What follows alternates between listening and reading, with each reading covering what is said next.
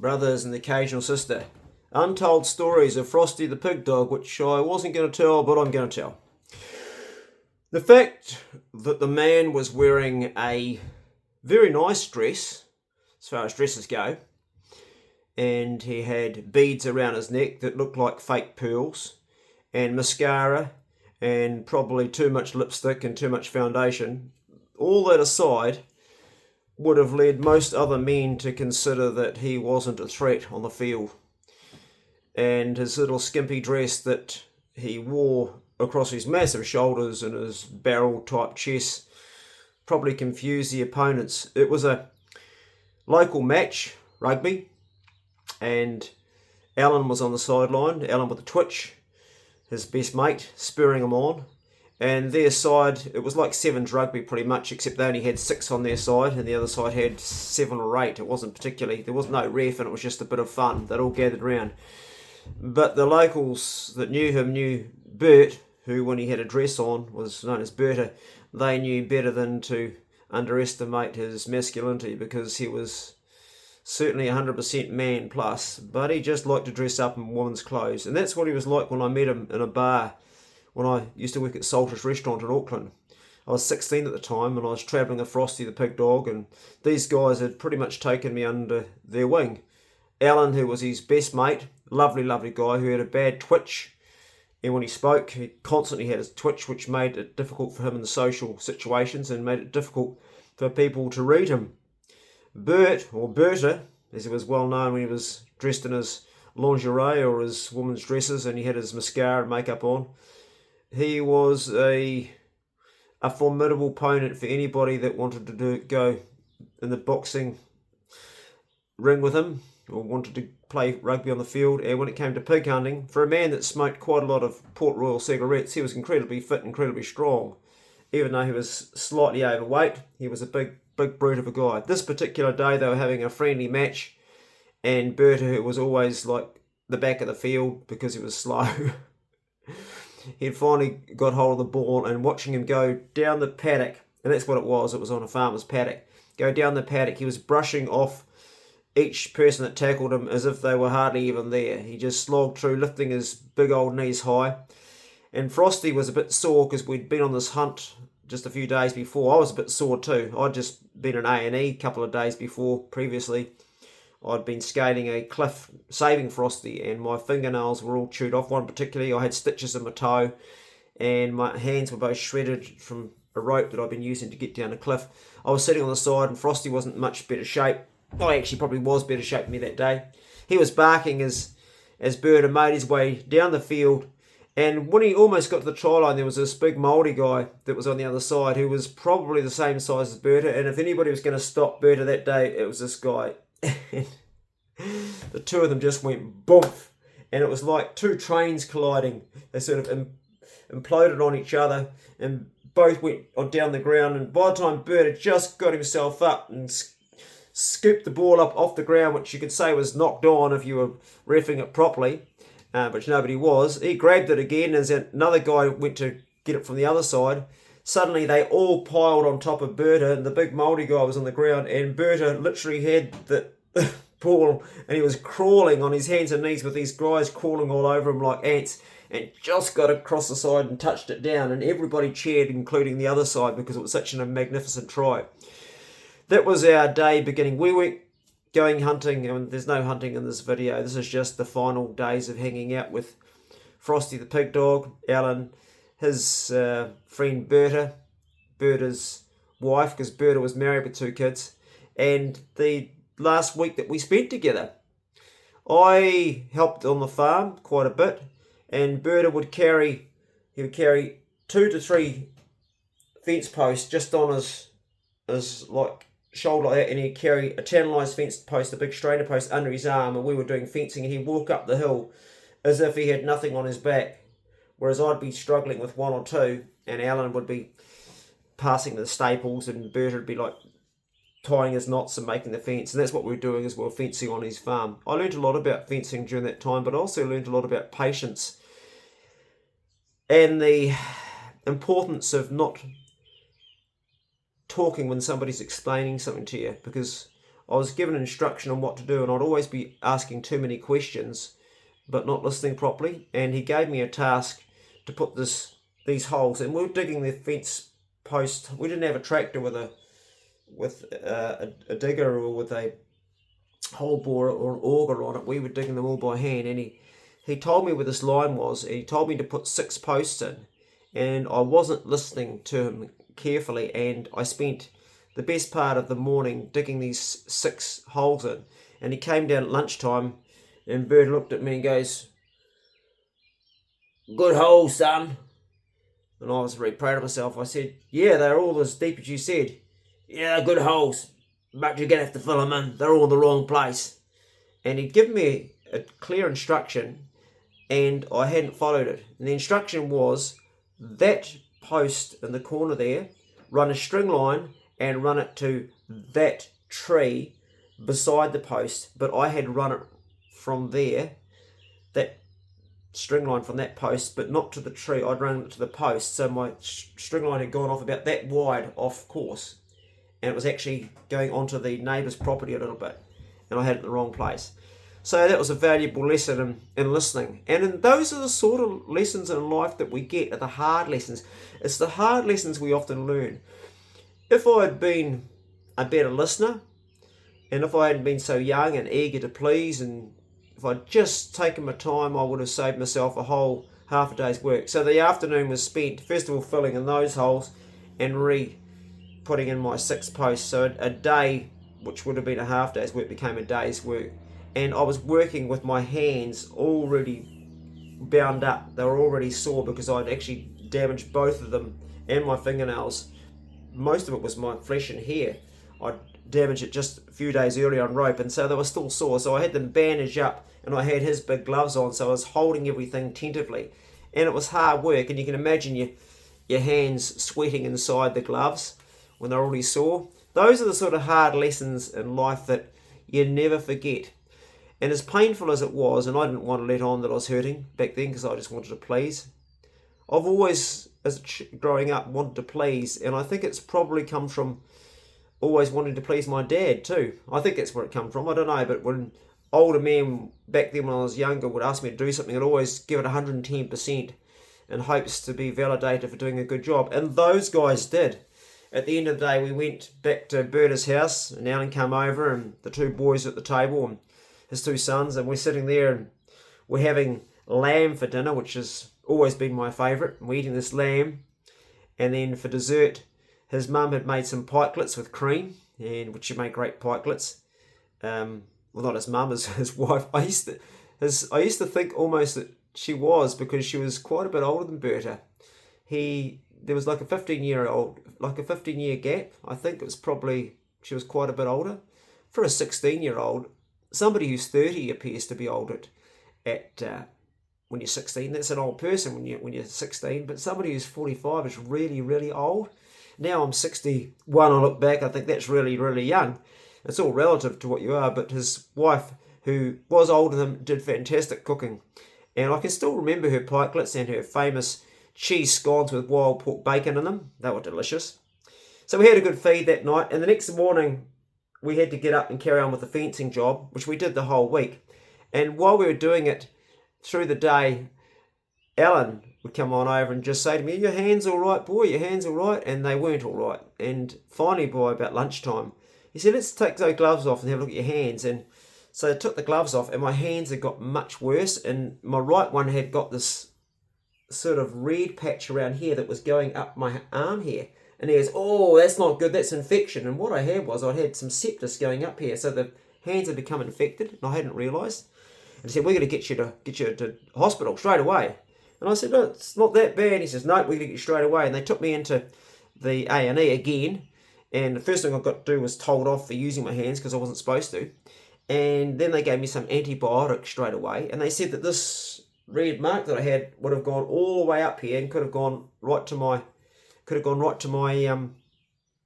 my heart.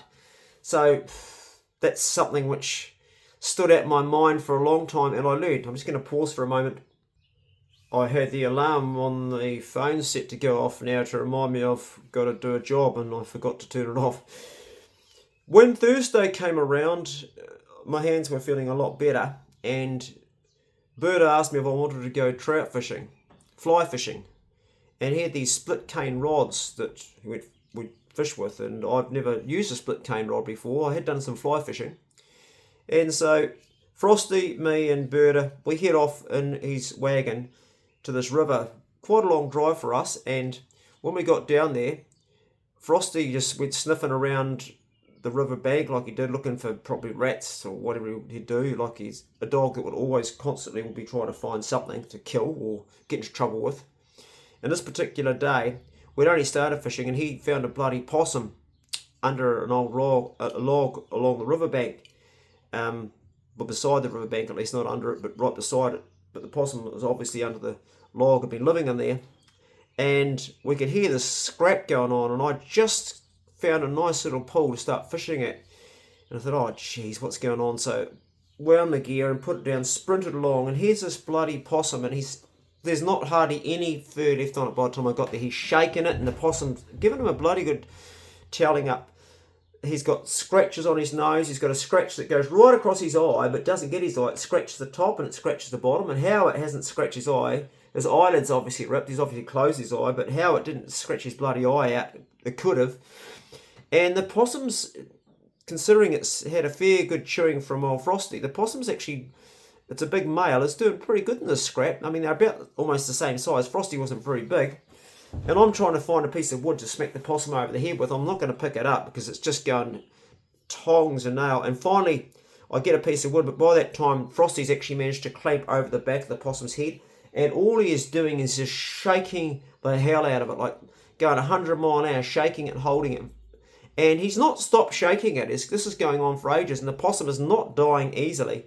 I eventually grabbed the possum's tail, and I can't get Frosty to let it go. I've got a stick by now, and I can't get Frosty to let the bloody thing go. I'm saying, drop it, drop it, drop it. And he's not dropping it. I'm holding on to it, and I'm aware that my hand is still sore. Both my hands are sore. And finally, he does let go for air, and I'm just about to smack it, and he goes back in for the hold again, and I come that close to battening the bloody dog on the head. I'm out of there. Get out of there, Frosty. I'm saying, get out of there. Get out of there. And then, by all this raucous going on, finally Burta comes up, and Burta's looking at the whole mess, and his big old shoulders start going as he starts laughing. He grabs the dog in one hand, just tears it off the possum, grabs the stick out of my hand, just goes bang, and the possum's just dead. It's like dead. And there's just blood. It's hard to tell which is the possum's blood and which is Frosty's blood, but he is covered, and this possum's just a mess. That was how our fishing started off. Anyway, I had this idea that we might as well use the possum. We might as well see if we can use it to maybe attract an eel. So I take it down the river, open its guts up, tied it up with some flax on the riverbank, and forget about it and start fishing. And we're doing fly fishing, and we're nymphing. So we're just using copperheads. And the fish we caught were not very big. I think the biggest, we got 3 in total. I got 2 and Berta got 1, but they were sort of like so big. They weren't big trout, maybe a pound and a half. We kept all 3 of them for lunch because we were there for catch and eat, not catch and release. Berta wasn't one of those catch and release sort of guys, and neither was I. We just like to get food. And he had this old tin smoker that he had made, which was bloody good actually. And it was very similar to ones you buy today. He'd made it himself, and he bought some methylated spirits and a wee burner. And for lunch, we had that we had the trout, and we'd filleted it, and we'd done the whole lot in there, including the wings, and laid it out, and we were smoking it in the typical manuka with a bit of salt and honey on the fish. Anyway, we're smoking this trout, and he says, "Oh, you should go and check if there's any eels around that possum. It might be able to be an eel there. Might be able to get a bit of smoked eel." And I said, yeah. So when I went back, there was 2 eels there. There was one that was so big, honestly, it was huge. It was like this fat. It would have been easy that fat, and it was like sort of so long, and it was just getting it and then going around and around and around and tearing strips off it. And there was another eel about this big, a little bit smaller. So I could have made a flax line and I could have caught it with flax because it was flax here, but I fashioned a wee spear on the side of the bank with my pocket knife very quickly, and it was basically a 2-pronged spear because it was a piece of manuka, and I just the end off, made it real sharp, and you know how easy it is to spear an eel, just get over the top. And I went for the smaller one because I figured the bigger one's going to be we're not going to be able to eat all that, and I didn't really like the idea of killing a big eel because they are big breeders. And I don't know why that is, but that's what I thought. And went over and speared it, got it, curled around the spear, took it out, and took it back to camp. Berta had a big old paint tin, one of those big, like 20 litre ones, I think. Big old, he'd had it over the fire and he'd filled it up with water. And he said, throw your eel on that. So I banged it on the head, I threw it in that, and the eel went round and round and round inside this tin, and then took it out, and then he got his knife, and he ran his knife down the eel, and by putting it in the hot water, what it did was it made all the slime go white, and it came off real clean, so now it was just clean skin. And then he dropped the guts out of it, and then we put it in the smoker, and butterflied it, opened it up, from its gut right down to its tail, so it's spread open, and we put it in the smoker, and we put some salt and honey just on the side of the flesh, not the skin side, and we just left it in the smoker. The trout was already eating it was like, probably I had maybe just over half of one trout, and Burt had eaten all the rest, and he had some bread, and we had some fruit. I can't remember what it was. I think it might have been some apples and pears, something like that there, but we ate this, and then the eel was in there. Now I always remember that the eel, when we finally took it out of the smoker about 20 minutes later, it's hot smoked, tasted so much better than the trout. It was so much better. Frosty chewed on all the heads of all the animals, like the fish, the possum, the eel. He ate that was his morsels. And we went home with full tummies that day, and it was a memory of just happiness and joy. Thing being is that Berta, I learned a lot about how we judge people. And when I first met Berta in the pub and all the makeup he wore and the funny things, he was more manly than a lot of men I've ever met. Yet he didn't dress like a man. He just liked to wear women's clothes. And when he got comfortable with me, he would ask me, what do you think of this dress? And I started to look at it differently. I started to look at him in a dress and think, first of all, I thought it looked absolutely fucking ridiculous on him. I thought it looked ridiculous because in my mind, the way that I've been programmed. But he would find these really beautiful dresses, and I would start looking past Berta as being a man, and I would look at him as the good-spirited human being he was, and I look at the dress and I think, actually, that's a bloody terrible dress on you, mate, or actually that's a beautiful dress on you. I'd actually see the dress for what it was. And come Friday, when we went shopping, and I used to go to the op shops because that's where I used to buy my clothes because I didn't have hardly any money as a 16-year-old living on the road.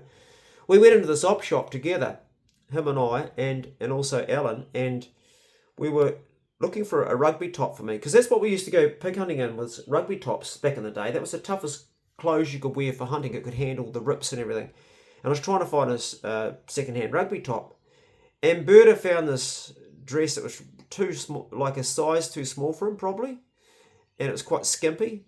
And he went in there with just his normal clothes on, and he changed and put it on and come out of the dressing thing, and the locals that didn't know Berta looked at him sideways, and those that didn't care about it, but he come out and it just looked absolutely ridiculous on him, this wee piece, and Alan said, that looks fucking stupid on you, mate, it's way too small.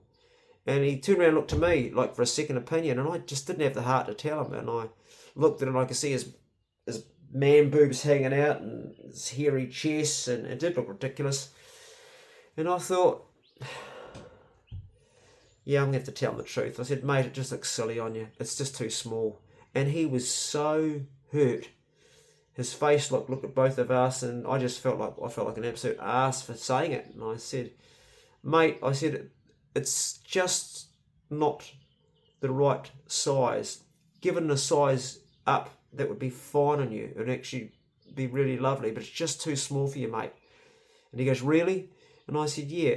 So he goes up to the counter and he says to the lady in there, do you have anything in this design, this shape that's bigger? And she said, there's a whole heap of those that came in. They came from a pageant that was done for a play. And he said, really? She said, yeah, there's all different colours, they're all the same design, and everybody. He says, fantastic. Well, she took him over to this box, and there was all sorts of things in there. It was from some play that had happened, and they hadn't used it anymore, and that's what they had. And he found the same dress a size up, but also another size up, and he bought the other size. I said to him, why are you buying the bigger one? He said, because I might get fatter as I get older.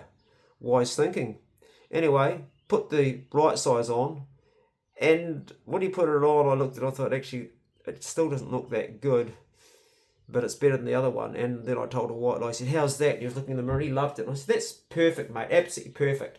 Told a white lie, and I can see Alan look at me going, trying to crack up.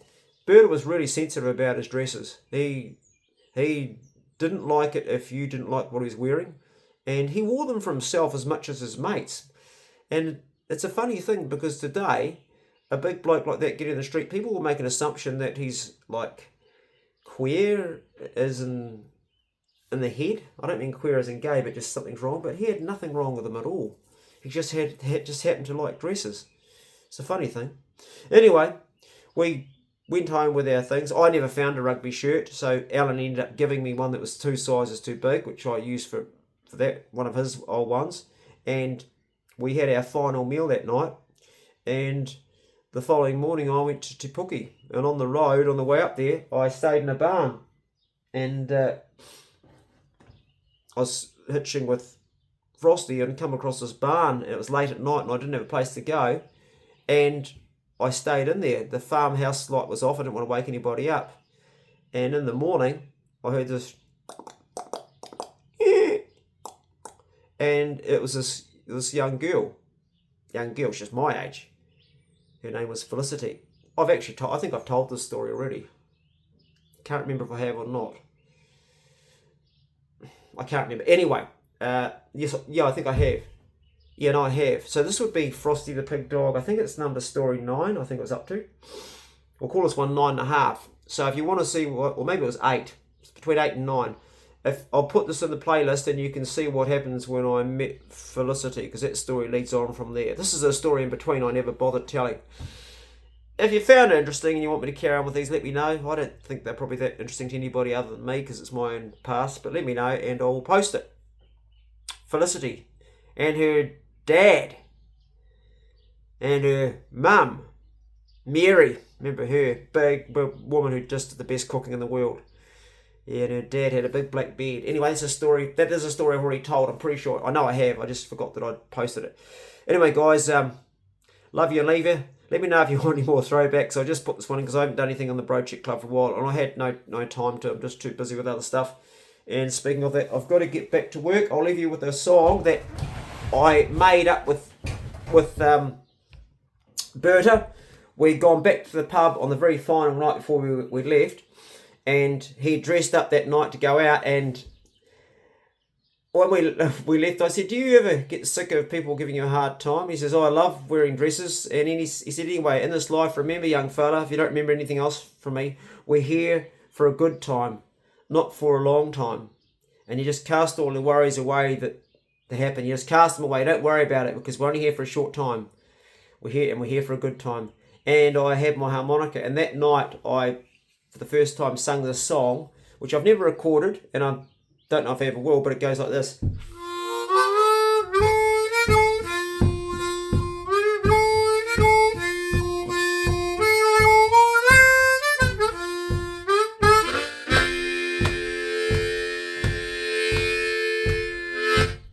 We're here for a good time, not for a long time. Here for a good time, that's what I say. Here for a good time, not for a long time.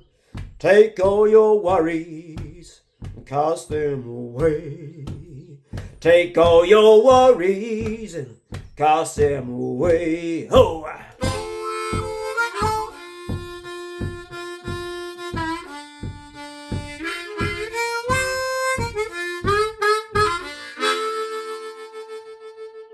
There's a few more verses, but I'll leave you with that. Go steady, brothers, and the occasional sister, and we'll see you in the next Broachy Club video. See you later.